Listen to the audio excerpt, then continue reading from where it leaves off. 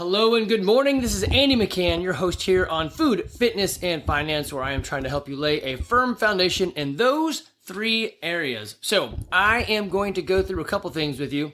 We have got some events that we're doing at the gym. I got an event that I just did, DnD in a castle. And then the big topic is wrapping all that stuff together in the epidemic of loneliness and connection. So if you want to have a nice long life and you want that life to be functional, like I can move and do the things I need to do as I get older, then you need to follow these 5 basic principles or adjust these 5 basic things. Actually, I usually add in the 6th one. It's how you eat, sleep, move, think, and connect. And then of course you need wealth. So on that connection, I have been diving into this one. I don't know if it's uniquely because I'm in my 50s or if I'm semi-retired or I don't know.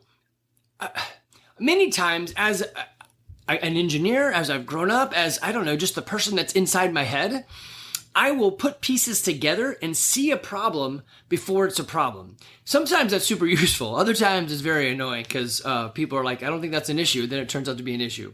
So is it prophetic? No, by no means. It's just looking at the context clues and saying, hey, I think these two people are really fighting or whatever. We should talk to them. Or that thing we're doing is going to cause an issue down the road. We should look at it.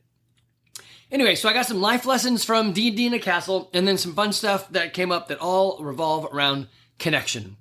In the things we do for our longevity, the immediate things are how we eat and sleep and how we move. Those are the biggest things. Over time, the ones that get us are how we think and how we connect. So the largest killer of men up until they're 50 is suicide and accidents. So how we think, accidents, and connection, suicide, right? And then it flips. If you make it through all of that, when you turn 50, you enter the drop dead years. And it turns into heart attacks and strokes. So basically your blood is unclean, whatever that means. I am on a mission on that one to figure it out as well. All right, so the preamble. I am here in Woodstock, Georgia, and I own CrossFit Garage. Come join the gym. Is that what this podcast is about? Kind of. It has started off, it's just for members, but we go into a lot of other topics, and I am trying to help people live a good life when times are bad, or even if they're not, to steal Jack Spirko's slogan. If you're not in Woodstock and you can't come to the gym, that's totally fine. We do have garagefitness.online, and we're reworking that. We're going to put some stuff right up front to allow you to just start following right away. You can also find us on Facebook, and if you search for CrossFit Garage Woodstock, you'll probably find us, but it's also called thegarage.a CrossFit Gym, because who knew how to name stuff back then? And then on Instagram, we are CrossFit Garage _Woodstock. Okay, so D&D in the Castle. Why do this? Again, I'm semi-retired. I'm looking for avenues to spend my time, my energy, my efforts, and in an environment that makes sense and is interesting to me. And many of you guys are going to get to this point. Where do I want to invest my time and energy? So I have seen that as I try to pull people together, the ones that I'm very unsuccessful with are where there's massive divergence. So if I have nothing in common, I'm not going to be friendly with them, right? So an easy one would be like a teenage girl. Except for Evie, who is my daughter, I'm not going to be friends with a teenage girl. It's just not going to happen. That's just, it's awkward, and it's just not anything I'm interested in. Now, of course, I'll be friendly and cordial, but you know what I mean. I'm not going to be friends. Okay, so we go to the other side. You would assume the people that you're most friendly with are the people that are most like you, which is not exactly true. For example, I married my wife. She's not exactly like me, though we are similar. My son, Evan, shares a lot of tendencies with my wife, and he and I spend a lot of time together. Is it because he's a lot like her and I married her? Maybe. Or it could be that he has subtle things that come out that he's a lot like me. I don't know, right? So you end up with people that you enjoy, and how can you identify that? I don't really have the answer for you, but I do know this. If you start with things you like, then at least you're on the right track. So CrossFit Garage brings a lot of people to me that I probably would never meet. They say, hey, I'm interested in health and fitness. You know what? So am I. They're interested in doing hard things. You know what? So am I. And they're interested in investing in themselves. So am I. So it's a pretty good overlapping of interests. And then inside of that, I've been saying, hey, I like Dungeons and Dragons, playing board games, doing adventure racing, like 12 hours in the woods, doing outdoor stuff like mountain biking or skeet shooting at Garland Mountain. I enjoy that stuff. So we're putting it out there. We've got these group me's here that we do. Let's see, it's the CrossFit Garage race and outdoor stuff, the Summer Gamers CrossFit Garage men's group, which I'm not doing great on that. I got to come up with a better way to title that. The men's group is specifically for the epidemic of loneliness. I want better friends. Maybe that's not the way to say it. I want a group of people that bring me up and that I can invest in, and especially men, because it's men's group. We typically don't talk to anybody. We don't have anybody we can call. And you know you're in trouble if you can't call on somebody to either listen or to show up when it's tough. We also have CrossFit Garage Pickleball and some other stuff. Okay. So where are we with this? I'm going to run through some fun things that I did on D&D in a Castle, and then we'll get into the other things. It is unique to go to be a volunteer where they use an app to time track you. So I haven't clocked in to a job in forever. I work all the time because when you work for yourself, you work all the time. And I work in bulk or chunk things up. I like to be super busy when I'm busy, and when I'm not busy, I like to get off of it and do something totally different. So it was a bit of a struggle. I would show up. I was always early because early is on time. On time is late, and late is unacceptable. Hold on. Coffee time. My coffee tastes like popcorn for some reason. And I haven't had popcorn. Man, I haven't had popcorn in a long time. I was going to say a year, but it's been longer than that. There was a time when I realized that every time I ate popcorn, one of the shell bits would get in my gum or tooth or whatever, and I would spend like a day or two trying to tongue it out, and I couldn't get it with a toothpick or a floss or anything. And so, man, it's probably been 30 years. I decided I'm never going to eat popcorn again because when I eat it, it happens, and I couldn't make it stop. So anyway, my coffee tastes like popcorn. All right, so I volunteered for a couple reasons. One, it's just interesting to me. Two, the guy that was running it was new to that running side of it. He's done a lot with them, but this was his first show. And the girl that normally would run it was going to go over to England to start up one of the D&D in the castles over there. So they were looking for help. And they don't need very many volunteers, so they probably could have done it without me, no problem, or picked up somebody else. But it was interesting to go into a thing that I was very overskilled for. So they had about maybe 50 people playing D&D and another 6 dungeon masters. And so we were hosting them at Loudonville, Ohio, where there's a castle in the Mohican National Forest. And I would say it's more like like an elven castle. It was not what you would think of from England. And I mean, it's an American castle, right? And so I have hosted large events with the Garage Game Series. I think we did one event in the back of the Woodlands neighborhood. That was 1,200 people. So this was going to be pretty easy. And it was. And it was a lot of fun. So I went up there, met the people. They were great. Met the players. They were great. And I'm going to go through some of the things that went through my mind and share some stories. So I will pause you, read it, because I'm not very good at reading out loud. Plus my words may suck. And then I will talk about it. Okay, so this was interesting. I'm not very used to being on a time clock. It's like, hey, show up and let's work until the work is done. And the guy running it was like that. He worked until like 2 a.m. one day and then got up at 8 a.m. the next day to help me after I'd started around 7 a.m. So he was really into it. And his mindset was, let's get it done. I love it. But, we would sit down and they would say, hey, are you clocked in or clocked out? And, I would forget because, again, I haven't clocked in ever. And it's like, oh, well, I forgot to. Let me go ahead and clock in. Or, hey, we're sitting down. Are we in work or should I clock out? And so sometimes it was confusing to me as like what did or didn't consider work because, if we're going to sit down and eat, then we're talking about work. So does that count as work? And so another one that was kind of funny was, so we're sitting there, me and one of the volunteers, they paid us. So it wasn't, I guess, a volunteer position. So one of the other workers, the staff, let's say that, we're sitting at a table and have a walkie-talkie out. I'm doing some stuff on paper and she is eating. And the call comes in saying, hey, I need all hands on deck. Come out here. So I look at her. I was like, hey, I'm going to take the golf cart up. Do you want to ride? And she held up her phone and says to me, and shows me the screen and says, I'm still on break. I'm like, okay, well, I guess so. It's baffling to me. With an attitude like that, I'm still on break. And she probably didn't mean it like that, but in my head, in my old manness, that's the way I took it. Like, I'm not going to work. I'm taking a break. That's just weird to me. And so if you go through life with the mindset of I'm on break, you probably won't make it as far as you think you should at work, because we just want shit to get done. That's it. All right. So here's another one. Let's see. So this is a fault of mine. I just didn't really consider the arrangements of the like getting up there. So a month ahead, I said, hey, what are we doing for travel? Just so I'm on the right page. They didn't reply for 2 weeks. And so then I was like, okay, I probably should email them again. So I'm only 2 weeks away from the event. I'm like, hey, I sent this up, but nobody said anything. And they're like, oh, dang, sorry. That email, no one actually ever checks. And you're on your own because we treat you like a local. I'm like, okay, fine. So I kind of forgot that they were going to throw in some pay. And so I was like, okay, well, whatever. If I'm going to travel up there and they're paying me, then I'll just use that to reimburse. So I was going to come out math-wise, maybe a couple $100 ahead, which again, isn't a big thing. I'm not there for the money.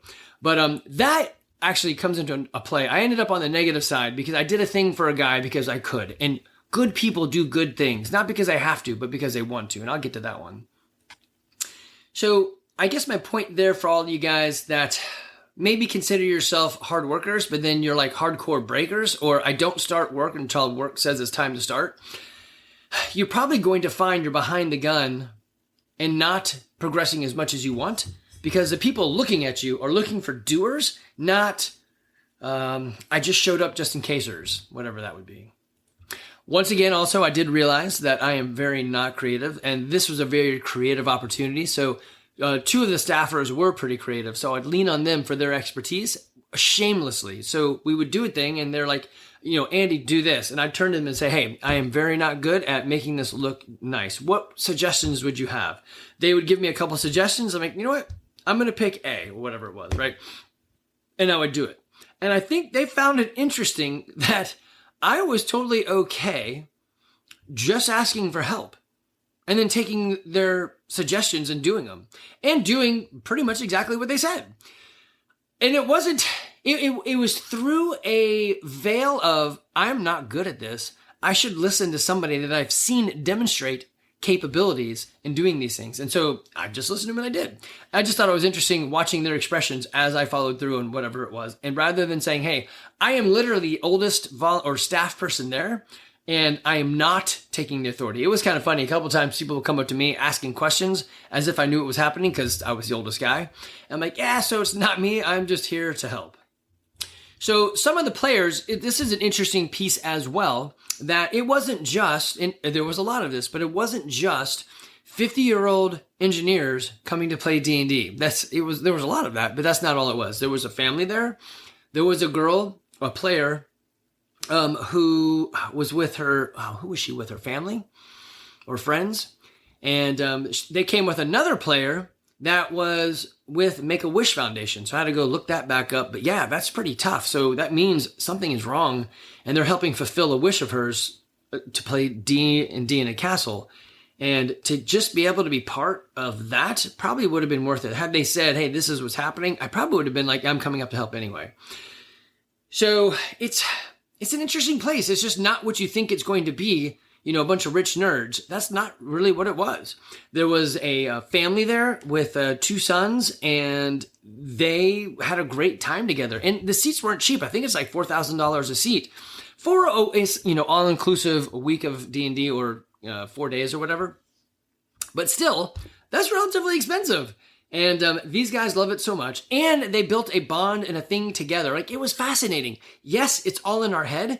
But I would sit down at the tables as they'd start to show up for breakfast, lunch, or dinner, and I would ask the questions like, hey, tell me about your character. And they would get all into it. Tell me the backstory. Tell me what class. Tell me why.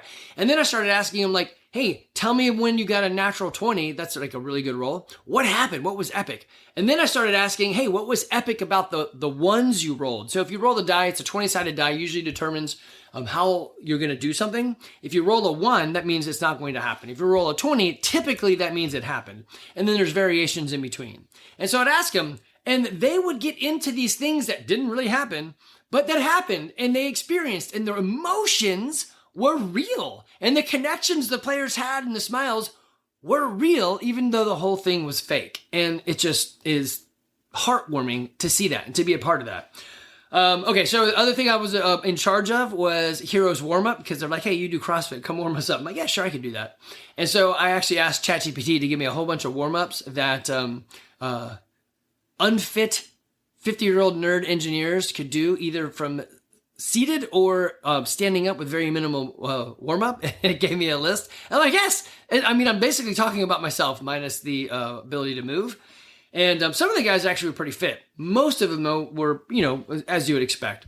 But several of them came out and said, yes, I do need to move. I've been sitting for 4 hours. I need to move. And that was great. So typically it was a hamstring and lower back. So we focused on that a lot. And I have got something for you. If you go to CrossFitGarage.com/free, you'll see our free resources. And there's a thing in there where it is, let's see, where is it? It is the how to work out at your desk, right? Yeah, exercise at your desk. So it's one of the red buttons you can click right there. And so I mentioned that to a bunch of them to go out and try to find that so that they could do some exercising or do some stuff at their desk because they sit all day.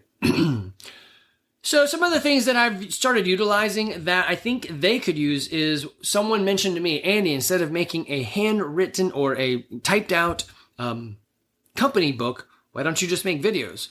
So for an example, when you decide, hey, I would like to use a 24/7 access at the gym, I send you a list of stuff. And one of them is a Word document that has a bunch of hot links, hyperlinks to private or unlisted YouTube videos so that you could, how do you turn on the light? See that. How to turn on the music, how to turn on the screens, how to start the fan. So there's a bunch of how-to videos on how to do everything, because why not? A video is so much easier to do. Anyway, they could have used that, I think, to let us know how to set things up and tear them down. They did some pictures, but I think a QR code that leads you to a video would have been a little bit better. So something for you guys out there doing setup and tear downs and want to train folks. I think QR codes to a video is a great way to do it. I think they also could have benefited from a motto or a statement. So for like my coaches, when you want to come coach at the garage, the mantra is the 3 F's: fun, fitness, and coaching. Yeah, I know it doesn't start with F, but it's fun. It's funny. So if they don't have fun, they're not coming back. If they don't get sweaty, they're not coming back. Once they start coming back and they enjoy it and they're having fun, then they're going to let you coach them. Some people take offense to being coached, which is crazy because you're paying for it, but some do, and I don't know why. So we take that part very slowly. And they could have had something like the lead would sit us down and give us some ideas, but would miss out on the opportunity for an overarching principle. Something like, our job is to make the DMs happy, who will then make the customers happy. Our job is to fulfill the requests, the reasonable requests quickly of the players, right? So there's two things. DMs should smile, players' requests should be fulfilled. That'd be an easy way to do it. But I don't know. I think operating on principles is much better than just trying to operate on rule sets. So a thing I do for my coaches is I will then do some coach to coach. So we coach you guys, but then I also try to bring everybody in to do some coaching for them.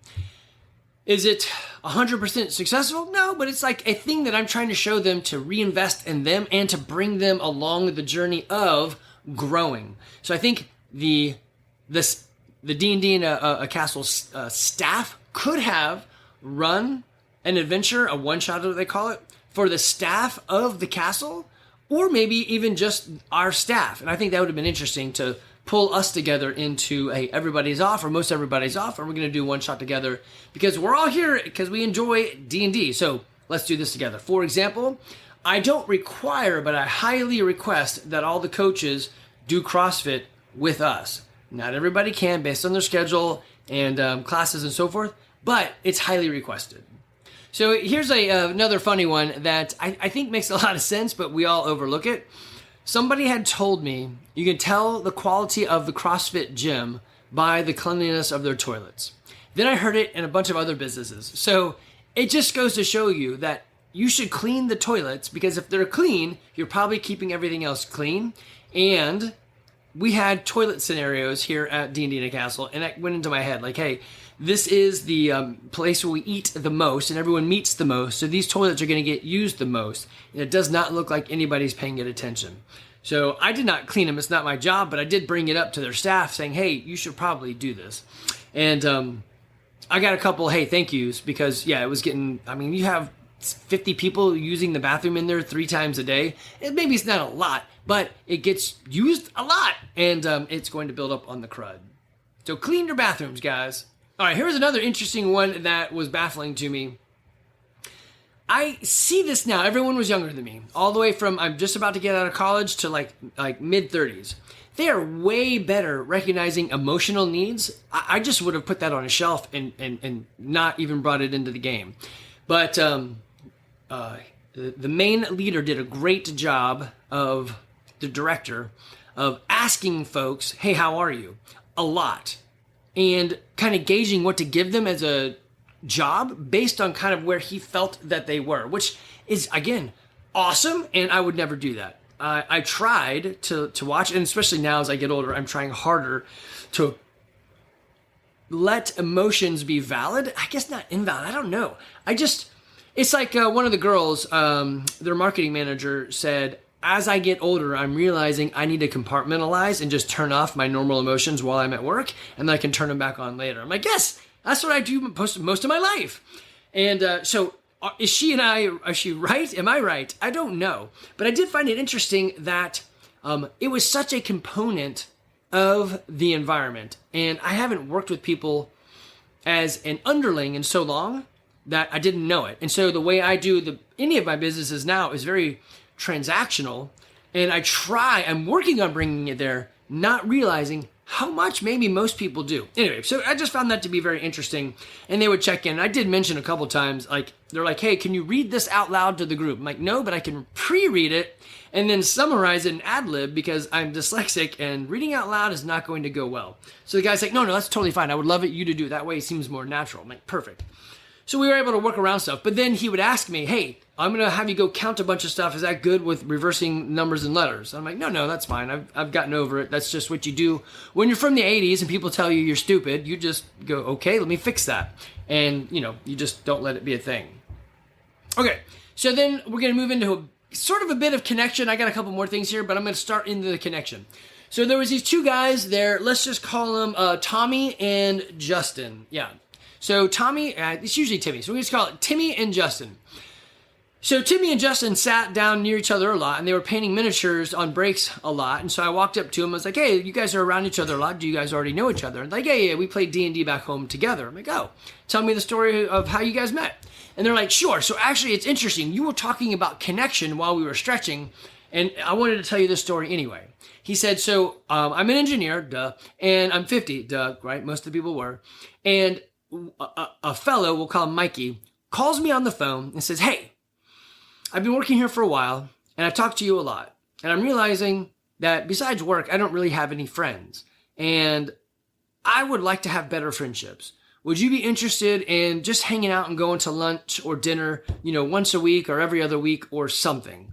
And so Justin says, yes, I definitely would be interested in doing that. So he's thinking to himself, and he tells me this, we're not great friends, but if I'm the first person or one of the first person he reached out to, then that's eye-opening. And he said basically started reevaluating his life and his position. So anyway, fast forward, they started playing D&D. They found this other guy, and now Justin and Tommy are going to D&D in a castle together. So I don't know why the other guy didn't come, but he didn't come.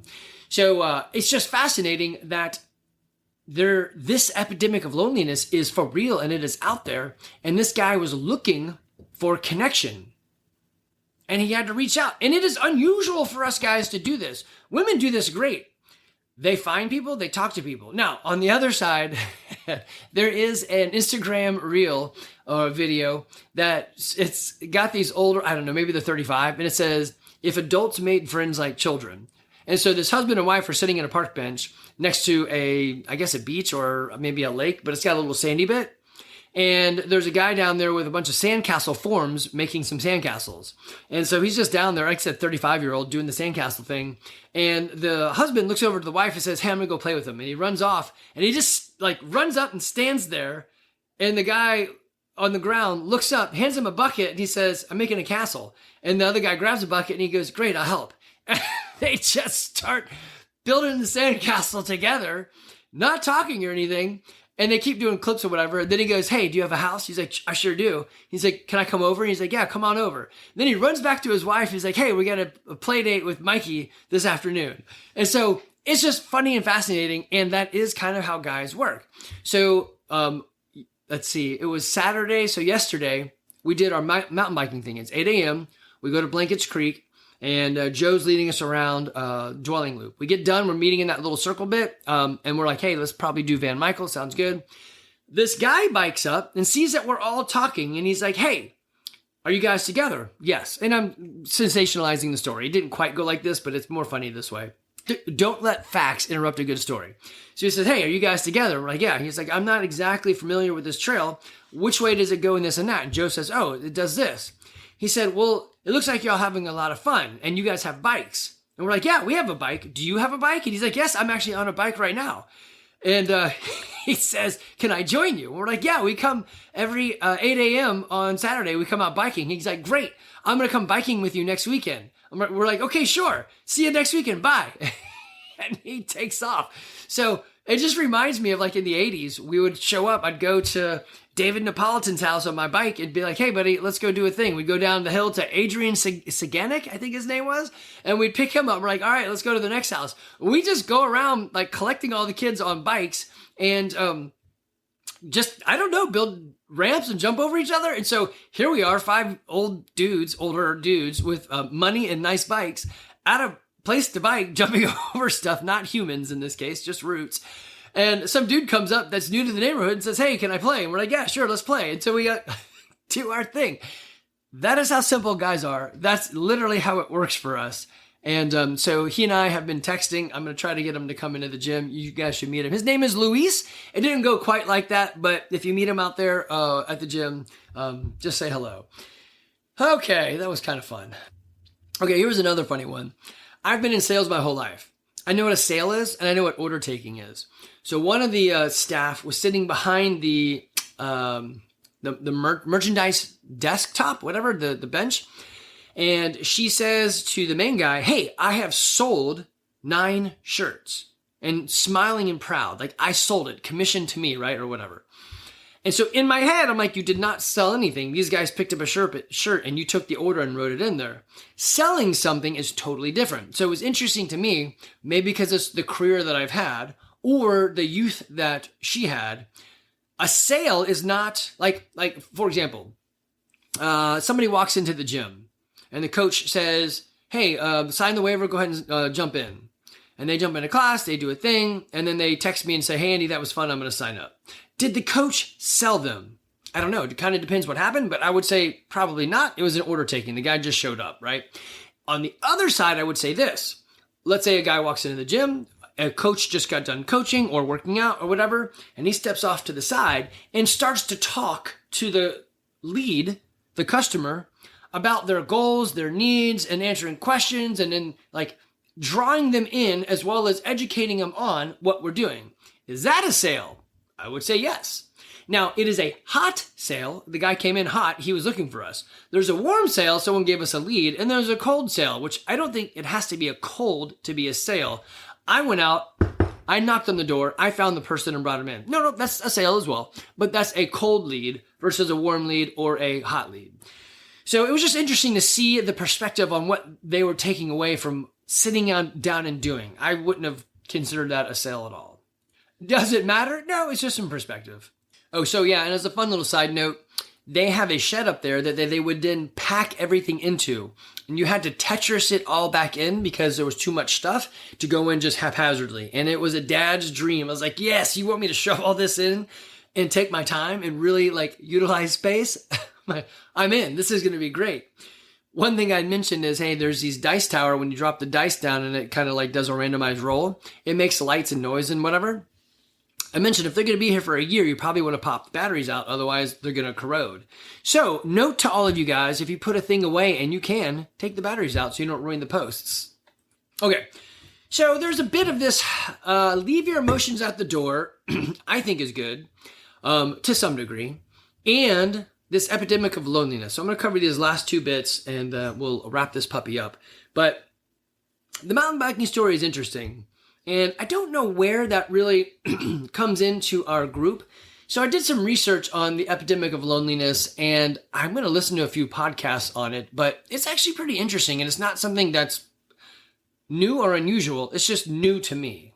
So they say that the lack of meaningful social connections can be as harmful as smoking 15 cigarettes a day, increasing the risk of premature death, heart disease, stroke, dementia, depression, and anxiety. That's just nuts. And it's connection. You know how you eat, sleep, move, think, and connect. It's just baffling.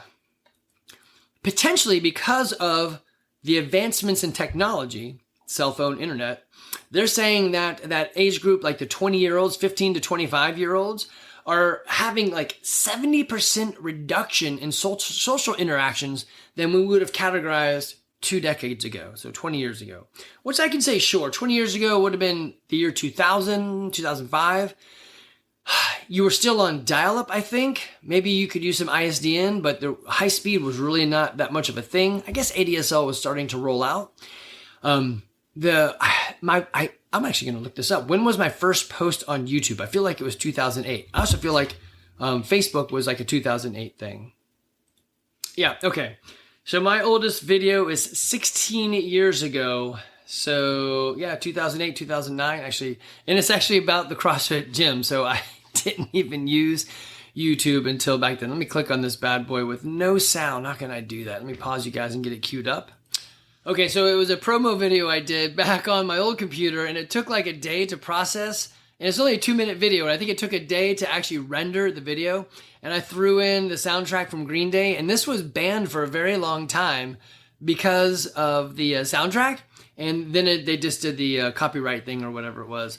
But yeah, I don't know. It doesn't actually. Oh, there it is. It says August 7th, 2008. Wow. So August 7th. So that had been just before Evie was born. I got onto YouTube, and I think Facebook would have been like right after that. I couldn't find a way for it to tell me when I actually got on. Anyway, point is that there wasn't this lack of connection because we didn't have the tools to not connect. So you could even say doing these videos, this podcasting stuff is a lack of connection because you feel like you know me and that we are talking a lot. And I don't actually know you because you're not talking back. So sometimes that's tough when people come up and say, hey, that thing, da-da-da-da. I'm like, okay, wait. Oh, yeah, that was in the podcast. So that's just a little bit tough. Anyway, I do like the connection we're driving into right now. Actually, let me play a thing for you. So this is a video. I got Louie, Randy, Jordan, and then I think next is Denny. Yeah, there's Denny. And then the last one is going to be Sam. And we all went out biking. That was good connection. Oh, of course, Joe. Joe led us through everything. It was a lot of fun. We're going to be doing this all the time.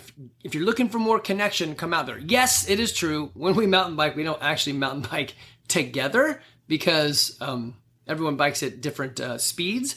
But it is, well, actually 4 of us went to lunch or brunch or something afterwards and spent another like hour or 2 hours chit-chatting. It was great. So if you guys are looking for connection, yes, the gym is a great place to start. And then overlap the circles of your interests. I'm only currently doing the circle of things that I'm interested in. So somebody put on the whiteboard rock climbing. I think it might have been Jamie Thomas. And I put my name on it. Yes, I'm interested in that.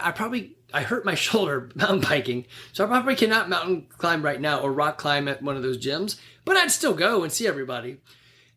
But if we list the stuff up there and people can jot down names, we can make either group me's for that or just use the board. So increase your sphere of influence and step into an event. If there's something happening you think you might be interested, just say yes and do it. If somebody invites you to a thing, say yes and do it. So while we were out there mountain biking and we're all together, Randy goes, let's keep it going. How about Sunday we go boating? And a couple of us are like, yeah, sounds interesting. Let's check on it, right? So now we get back to the reality of, hey, we're all kind of busy and we can't just do this twice in a row. Turns out I can. So me and Evan are going to hop in the boat with whoever can. And we're going to do a little boating with Randy and crew. So it's going to be awesome. I'm not the biggest boat person, but there's an invitation to hang out. There is time and it is neat. So yeah, I'm in. It doesn't have to be specifically exactly your thing. I don't own a boat. Actually, it's great to not own a boat. I think the best times for a boat owner is when you buy it and when you sell it. And so anyway, we'll use his boat. So join in to get over the epidemic of loneliness. Reach out. Lean into the groups that you're already part of, or the groups of things that are already being done. For example, I like line dancing. Rather than recreating line dancing, go find places that do it and show up. And the last bit I'm going to end on here is the drop dead years. So the Brave AI report, Brave is just the browser I use. They say it's supposed to block more stuff. I don't know if it does. So they're saying that there's a guy, Bill Burr, who does the drop dead years. So it's a stand-up comedian that does this. I've heard it outside of him, so I don't know. Maybe that's just the most famous, part of it. I'm not sure. But it is true. When men hit 50, they enter the drop dead years. How do we fix that? It's not complicated. It's how we eat, sleep, move, think, and connect. But it's not easy either. You have to show up. You have to show up for yourself. If you don't show up for yourself because you're working too hard or working for your family or doing all that stuff, eventually you're going to die. Probably early.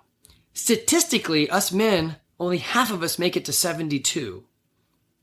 That means every other person. If you're in the car, look to your left. You see a man in a car next to you. If you do, only one of you is making it to 72 or making it past 72. It's super sad. I'm 51. I'll be 52 shortly. It's on me tremendously. I feel like I'm pretty good on the first three, how you eat, sleep, and move.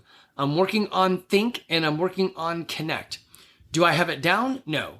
Did I just have an argument with my daughter about these things? Yes. Was I trying to be helpful? Yes. Did she see me as helpful? No. So I still have a lot of work to do. But I feel the older I get, the more I realize the person I think I am is probably not who I actually am. And I need to work on adjustment to get to be that better person.